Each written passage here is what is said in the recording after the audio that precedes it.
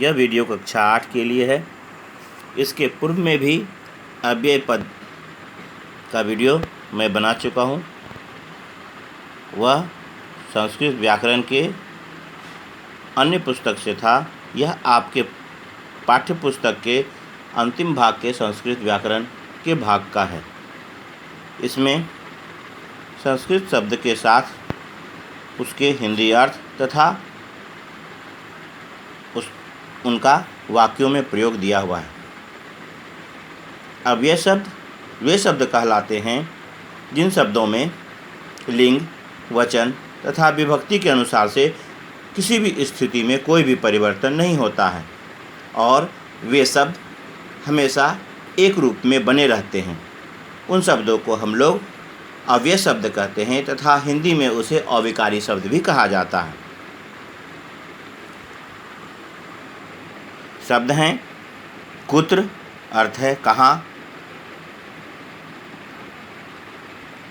वाक्य बना है छात्राः कुत्र गच्छन्ति, यत्र जहाँ, यत्र संतोषः तत्र सुखम।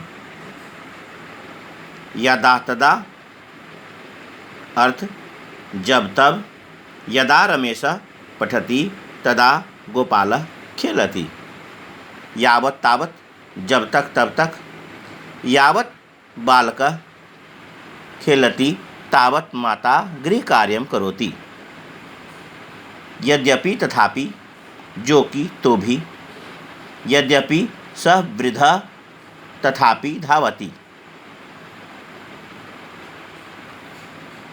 परंतु, अर्थ है किंतु।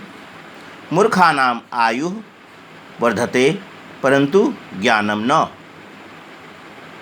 सहसा, अर्थ अचानक। विपत्तिः सहसा आपतति।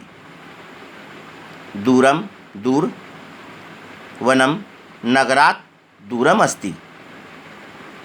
निकटे, अर्थ पास। गृहस्य निकटे देवालयः अस्ति। बहिः, बाहर, अर्थ है रात्रौ गृहात् बहिः मा गच्छ। अलम, बस करो या रुको, बस रुको। अलम क्रोधेन, वाक्य प्रयोग अलम क्रोधेन।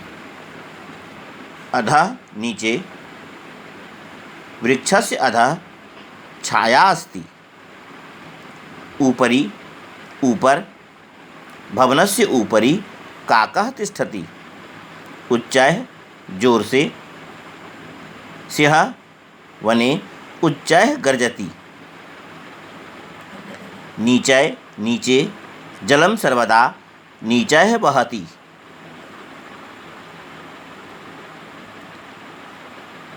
कदापि, कभी।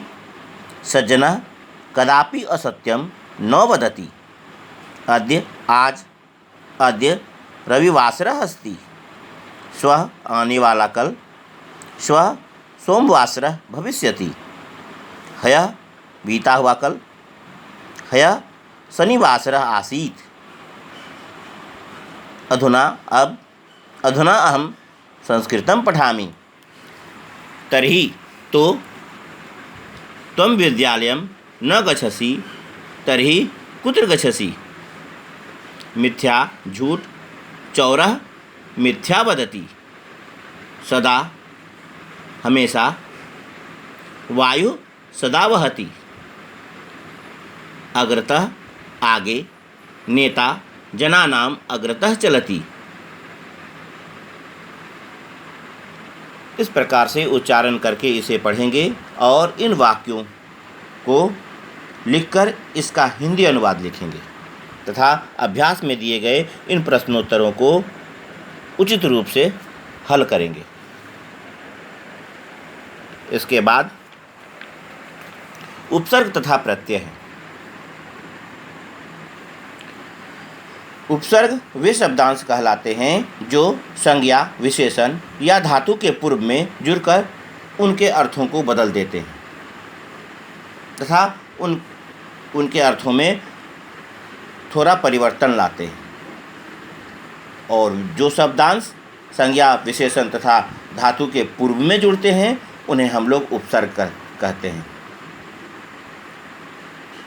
साथ ही वे शब्दांश जो संज्ञा विशेषण या क्रिया के अंत में जुड़कर नए शब्द का निर्माण करते हैं तथा उनकी स्थितियों को परिवर्तित कर देते हैं, तो वैसे शब्दांश प्रत्यय कहलाते हैं। इस पाठ में उपसर्ग तथा प्रत्यय की चर्चा की गई है और इसे सुने। जैसे गम से शब्द बनता है गच्छति, अर्थ है जाता है, उसमें उपसर्ग लग जाता है आ, तो शब्द बन जाता है आगम और इसका रूप होगा आगच्छति, जिसका अर्थ होगा आता है। अनु जोर गम अनुगच्छति, पीछे जाता है। उप जोर गम उपगच्छति, समीप जाता है। इसी प्रकार अनु जोर भू अनुभवति, उप जोर क्री उपकरोति, सम जोर तोषा संतोषा, परा जोर क्रमः पराक्रमः, वि जोर हारः विहारः। इस प्रकार से हम लोग उपस्वर्ग को जोड़ करके इसमें शब्द का निर्माण करते हैं। तो जो उपसर्ग प्रयोग में लाए जाते हैं वह हैं प्र, परा, अप, सम, अनु, अव, निस, निर, दुस, दुर, वि, आ, नि, अधि, अपि, अति, सु, उत, अभि, प्रति, परि और उप। ये सारे वे उपसर्ग हैं जो धातु संज्ञा या विशेषण के पूर्व में लगकर उनके अर्थों में परिवर्तन लाते हैं। इसके बाद प्रत्यय है। प्रत्यय में आपके पाठ्यक्रम में 3 प्रत्यय दिया हुआ है, कत्वा, ल्यप और तुमुन। यह कक्षाओं में मैंने पहले भी बतलाया है और इसे पुनरावृत्ति समझें तथा ध्यान दें। जब वाक्य में 2 क्रियाएं हो और कर्ता पहली क्रिया को करके दूसरी क्रिया को करे, तो पहली क्रिया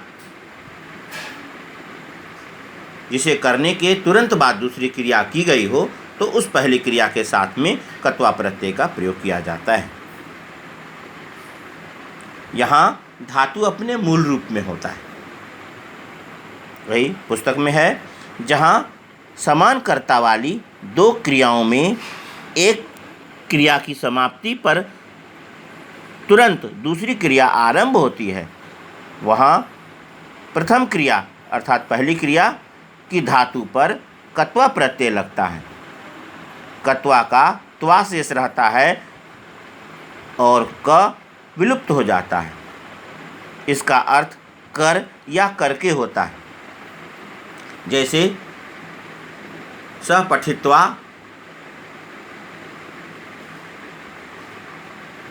गृहं गच्छति, वह पढ़कर घर जाता है।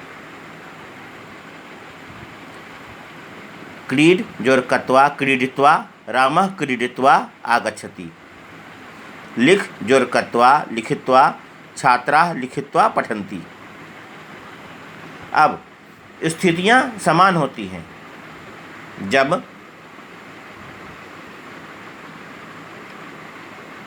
एक ही कर्ता 2 क्रियाओं को करता है तथा पहली क्रिया को करने के तुरंत पश्चात दूसरी क्रिया को करता है,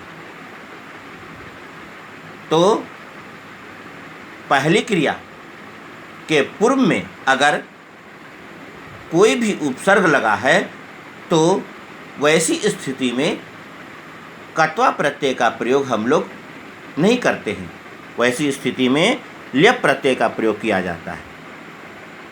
अगर उपसर्ग लगा हुआ है तो निश्चित रूप से ध्यान देंगे कि उपसर्ग अगर लगा है तो कोई भी उपसर्ग है, अगर धातु के पूर्व में उपसर्ग है तो और वाक्य में 2 क्रियाएं हैं जिसमें पहली क्रिया को करने के बाद दूसरी क्रिया को किया जाता है, तो उपसर्ग के रहने पर कत्वा के स्थान पर ल्यप का प्रयोग होता है।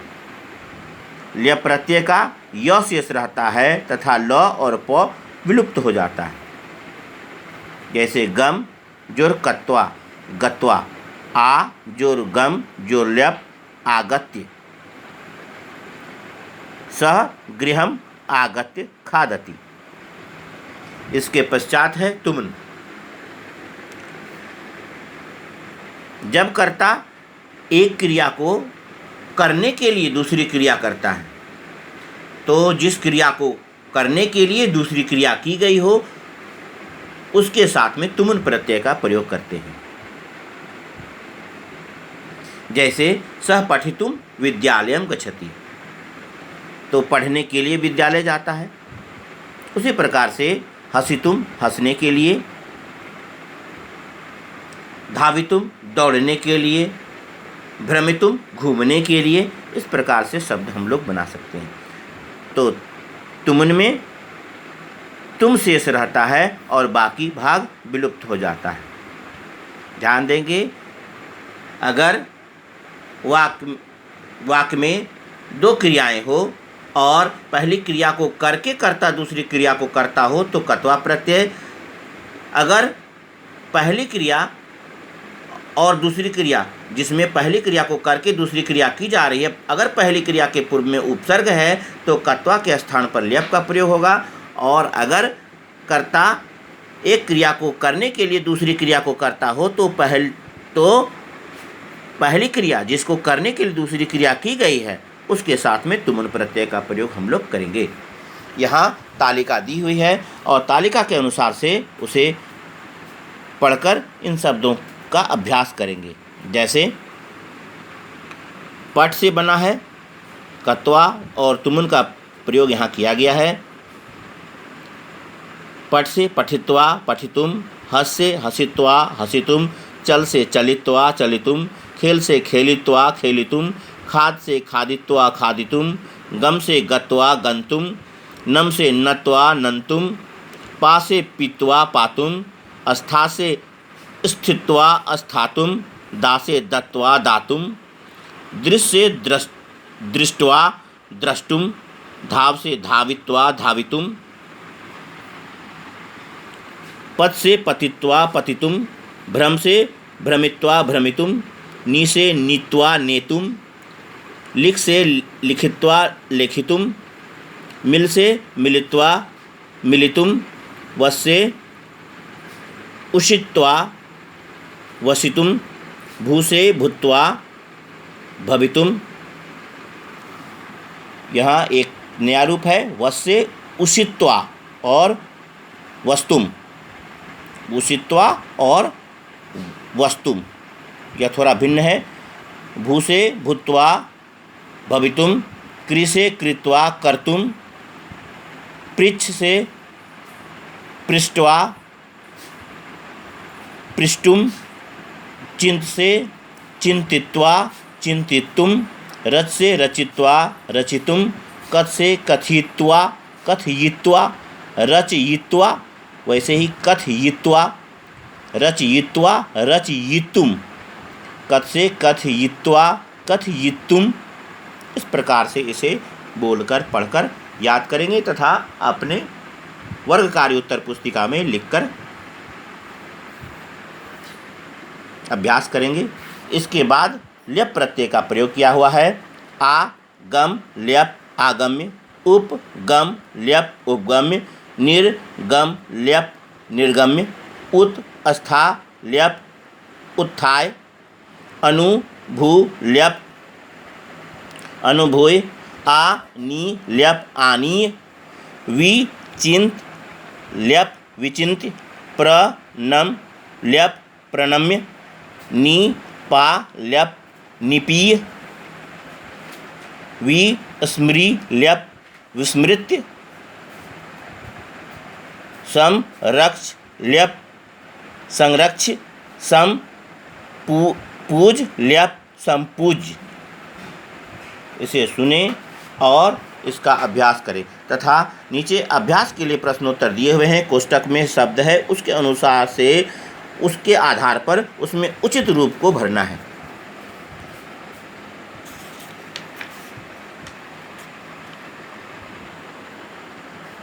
धन्यवाद। इसके साथ ही इसे पूर्ण करें और अव्यय तथा उपसर्ग प्रत्यय के इन दोनों भागों को निश्चित रूप से अपने वर्ग कार्य उत्तर पुस्तिका में लिखें भी।